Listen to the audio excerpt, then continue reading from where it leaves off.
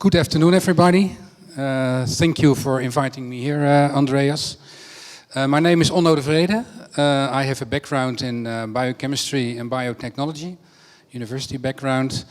And currently I am working as a manager, education and innovation for the Dutch Federation of the Chemical Industry. So I'm happy to say a few words on behalf of the process industry in relation to MOOCs.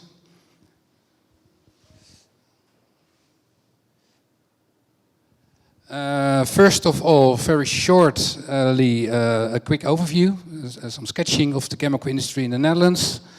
Chemical industry belongs to one of the 9 top sectors in the Netherlands. It has a reasonable turnover, I would say, quite a large number of companies, around 60,000 people employed. And it's about creation, production of base chemicals and specialty chemicals. And here you see a typical picture that you will see a lot in the industry. I think people will associate the chemical industry very much with pictures like this. But because as we sit here, we do all recognize that it is really about the output of these tubes and pipes. It's really about the stuff that we as humans consume, which all needs chemistry and chemical principles, both for food, medicine, high-tech systems, and advanced materials, if possible bio-based. And of course, for all this comes natural for all of us, but I still feel I need to be an ambassador here together with you to explain to our fellow citizens that this is really what chemistry is all about, and for that we need process technology as much as we can. Well, this is all good and fine. I think if you take a look, try to look at the future, this is what you will see. It's a highly competitive field. There's a huge amount of challenges currently. Threats from east and west, as we all know, the energy situation, the shale gas. And I think it's very well recognized, not only in the Netherlands, but also in Europe, that if we want to survive as an industry, we need really rapid innovation. Building a sustainable future in relation to sustainability aspects.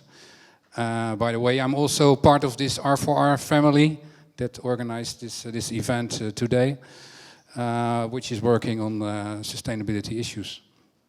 And next to that, I think there's also this education issue that we have. We had quite some studies in the Netherlands about the amount of employees that we need in the future, and there's quite a big shortage foreseen in the coming years that we have to solve. So it's not only about the innovation process in itself, it's really about people that we lack and that we should find a solution for. Well, this brings me to the MOOCs, the open innovation. I think if I talk on behalf of the chemical industry in the Netherlands, I think, we see this as a new opportunity, the MOOCs. It is around for a few years, but I think we see it becoming more and more important, also being recognized in companies. We are, as an organization, we are curious about the possibilities. I will show you a small movie later on of one of the big companies in the Netherlands that had participated, DSM. And I think, why would we be interested at the first place? I think this overlaps obviously with the remarks that were made by Rob. We see this as a source of open innovation. This really brings us through the use of social media.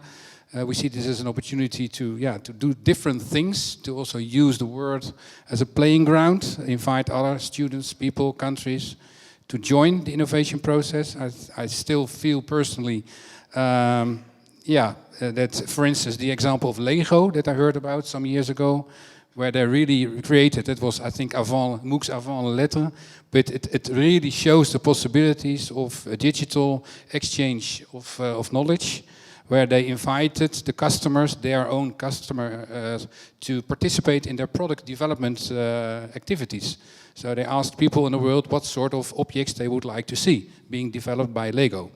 And looking at that experience, I think it was recognized that the success rate of innovation clearly increased, because they started with the customer end at start, instead of at the end when people went into the shops.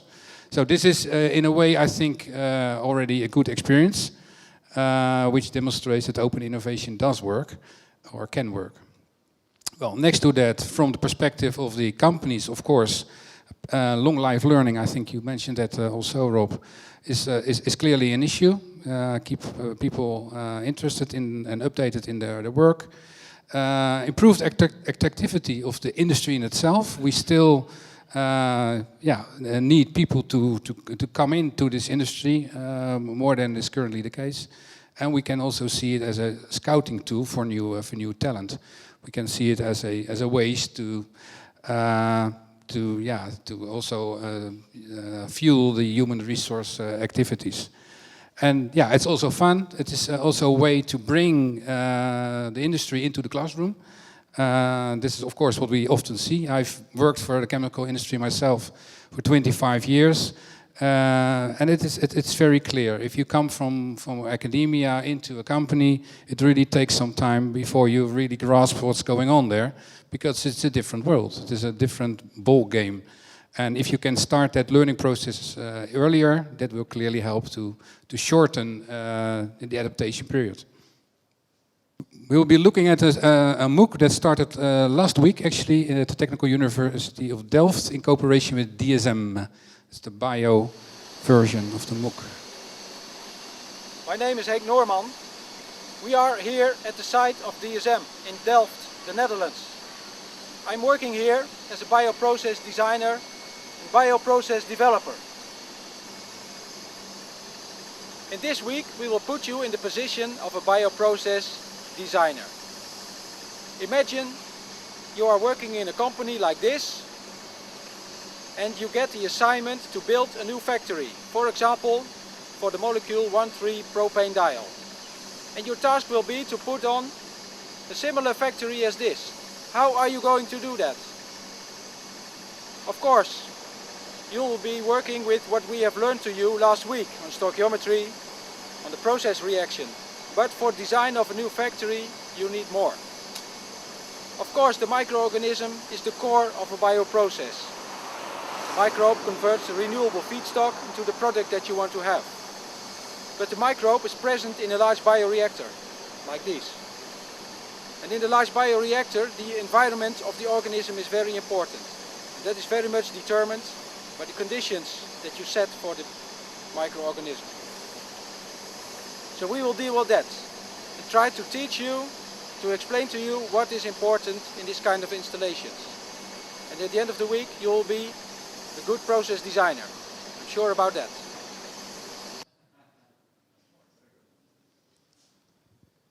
You can still join, because it started last week. This was Henk Noorman from DSM, principal scientist and assistant professor at the Technical University of Delft. And this is I would say, an example of a joint cooperation between a company and the university, and we will see more of them once this gets off and shows its benefits. And this brings me to the concerns that we also have, which slightly overlap with those of Rob, I think. I think at the end of the day, this is all about added value. From an industry perspective, this is an interesting development, but still we have to see what the added value will be. Either for innovation or for education, there has to be some added value, because there are costs associated. Of course, the technical cost of the creation process, but from the perspective of the chemical industry, it's also already very much about manpower, obviously. And finally, there's this issue of property, intellectual property, that we have to deal with. So if we start sharing things, that's always good and fine. You don't get anything if you don't share, so you have to give something first. But at the end, of course, if from the perspective of the company, you want to make sure that what comes out of that stays with the company, or at least is not channeled to competition. So this brings me to the end of my short presentation. I would like to finish with a statement, also to challenge, I think, the discussions later on. To put it a little bit on the sharp side here, we believe that MOOCs will be a success, they will fly, but only if they speed up innovation processes in companies. That's my challenge for this afternoon's discussion. Thank you very much.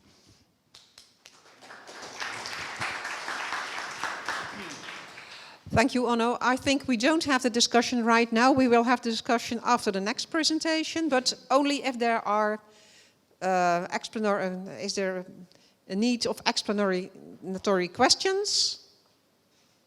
If not, it was clear. Thank you very much. And well, MOOCs are so popular at the moment. I'm not so fond of MOOCs. You're amazed, huh?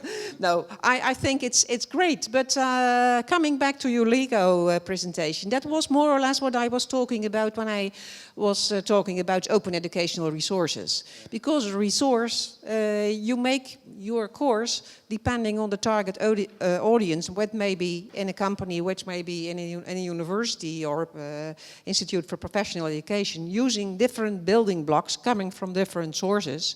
And you control the quality that you want. So I'm a little bit more resource thinker than MOOC thinker. Yeah. Well, I have another example of that kind. And I think we can use those examples to activate our thinking, our creativity process. And that was, I think, already 15 years ago, something like that. I found myself in a bus, a van, together with 50 people in the Netherlands, all active in the area of product development. So I was in food product development. And this was a nice day, so we were in this tour, we went around the Netherlands, we visited different companies, and at the end we arrived at Unilever headquarters in Vlaardingen, and there we arrived at a place near the sensory analysis facilities of Unilever. So we stepped into the room, it was all nice and fine. We expected to get a nice presentation of Unilever, but instead what happened, they told us, welcome everybody. If you want to know something about Unilever, please look at the website. So we will not share any stuff of that kind, because that would be a waste of time. We have the luck today, we as Unilever, that you as product developers of the Netherlands are in our facilities. So what we want you to do, we will give you some input from a new product that we are working on, and we would like to get your feedback. So that was a bit unexpected, but it was great fun. And actually it helped Unilever very much at that stage, because they got a peer review basically on their product development. But it also did a good job, I think, for the reputation of the company. Did a much better job than compared to them giving some sort of presentation, shiny figures and so on. Because this was really work and action. This was really about what our own activities, but we're also, of course, interested in to share and learn. So I think these kind of examples, so the Lego example, the Unilever example, for me are typical sorts of best cases that we could try to explore further. Thank you. You are talking about a community of practice then? Yes. Yeah.